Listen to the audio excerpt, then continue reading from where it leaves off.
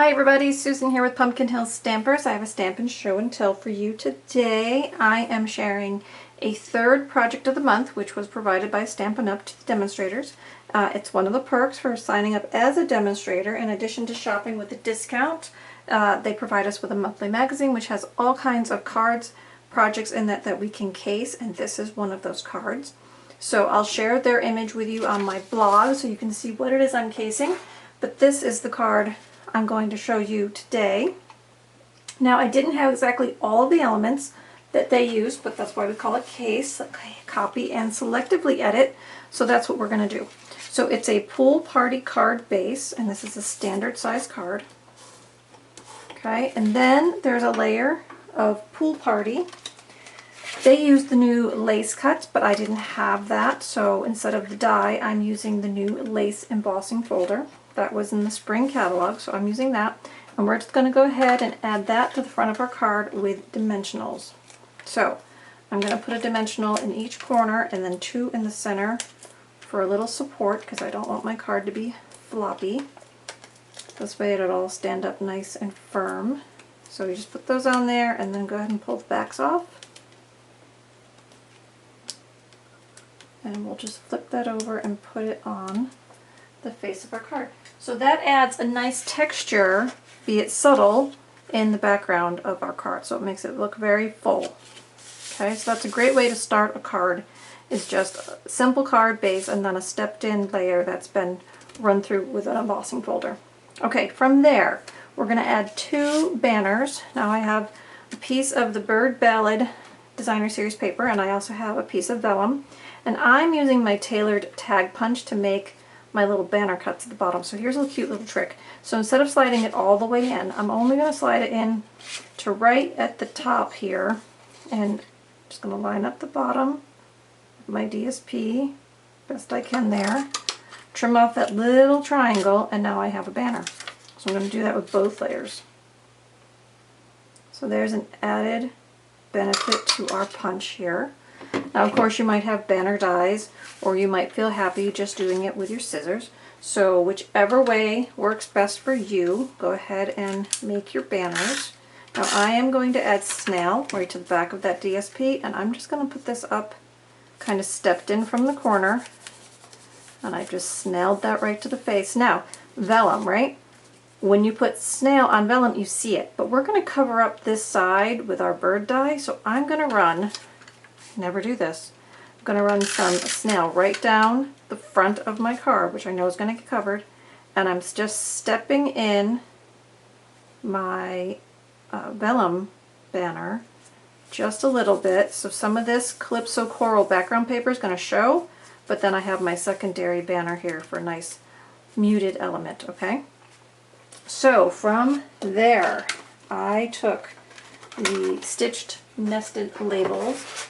Okay, this is a new set of labels, and I've die cut one to do the front of my card that I'm going to stamp on from my bird. Okay, so that's going to go right there. We're going to stamp and cut out some flowers. We're going to make a tag, and we're going to embellish it with some ribbon and some linen thread.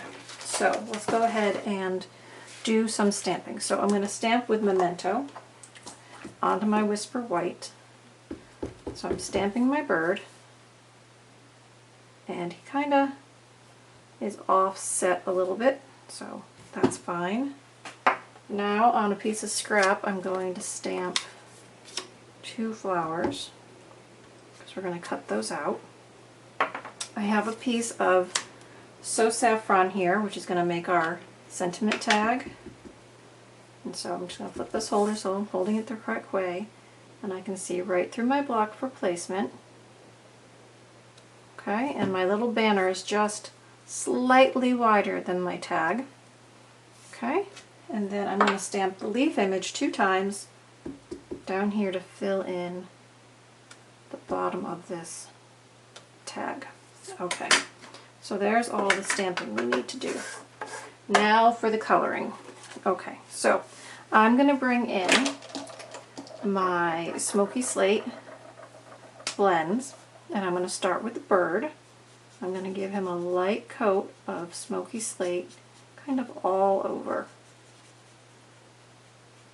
Okay, try to stay inside your lines, but if you goof, remember you've got the color lifter in your blend collection, so you can lift some color if it goes outside the line. Okay, so there's my first coat. So now I'm going to come in with the darker, and I'm just kind of going to go over where the shading has already been put on with extra lines for the bird. So kind of down his belly and on his wings here a little bit, underneath, just where some darker color might lie with the bird.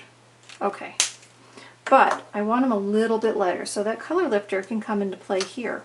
So now I can take my color lifter and I can kind of remove some of that shading, even from the light shading, and make it even a little bit lighter. So you can just kind of pull off some of that color. Alright, now for the leaves. We're going to start with Granny Apple Green, and I'm going to give the whole leaf a douse of Granny Apple Green.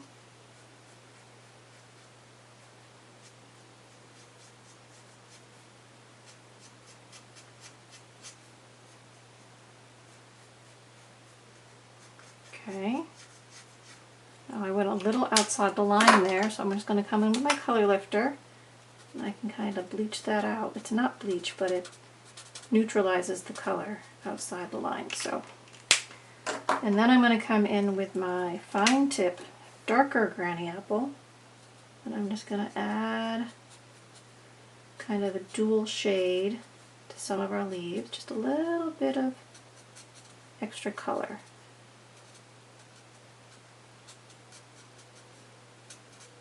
Okay, now there's pretty much our tag and our sentiment, but now we have to do our little flowers here.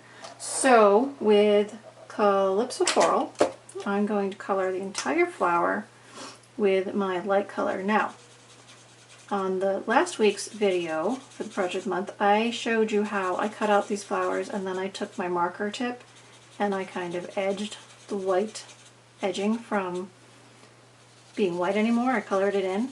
Here's another way you can do that. Color outside the lines on purpose, okay? And then when we trim it with our paper snips, it'll already have color where normally you would have white. So that will cut down on your steps a little bit. Now I'm just taking the darker Calypso, and where these center pollens would be, I'm just darkening that up a little bit. Okay, you could also kind of darken your edge here a little bit where the flower is folded over if you wanted to, and if you wanted to bleach that out a little bit, again you could use the color lifter. Now I've already fussy cutted those with my scissors, and you can see how I didn't get exactly on the line, but it's already colored in, so I don't have to worry about going back and shading it. Okay, one more thing on our bird I forgot his beak. I'm going to bring in Pumpkin Pie, give him a nice orange beak. Alright, I think we're ready to start building our card. So here are my elements. Now I'm also going to use a piece of our linen, it's not linen, a piece of our Lace Berry Vanilla trim. And I'm just going to cut that about one scallop bigger on both sides. So you see how I just measured that right on my tag there? So I have one scallop on both sides. Okay, so I'm going to add snail right across like that, and then I'm going to put my ribbon on. I think that's upside down. I'm never good about which side is the right side, but I think that was upside down. So I'm just going to put that there. Okay, now I'm going to take my tag and I'm going to add, I'm actually going to add the edge of my dimensional behind here, because I want there to be a little bit of room, because I'm going to tuck that flower down behind. So I want there to be a little bit of room. I don't necessarily want my dimensional right on the edges. So this is going to come right across. It's going to be high enough so that this trim shows, but low enough so I can see the bird. Alright, now we have to add a little linen bow. So here's my linen thread. I'm going to take about 8 inches. Snip that off. Okay, and my bunny ear bow, fold it in half, make 2 loops. By the end of the month you guys will have this down because I've done it every week. Make 2 loops, straighten out your ears and your tails, and then go ahead and make it the size you want for your project. And then I just take a glue dot. Ooh, that's 2 glue dots, I just want 1. Take a glue dot and roll that up. Place that on the back of your knot. Okay, and I'm going to put that right down in that little corner. Okay, now I'm going to add dimensionals to the back of this tag. I think I'll do 3, just so it's got some support in the middle.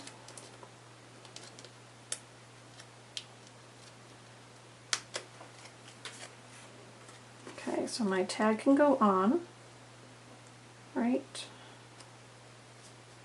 there, I think. Alright, now for our flowers. So I'm going to put my flowers on glue dots. One's going right here by the bow. The other one is going to tuck behind here. Now, if the way I got my dimensionals in there, it works just fine. But if yours is too high, you can always trim it with your paper snicks to make it go a little bit lower.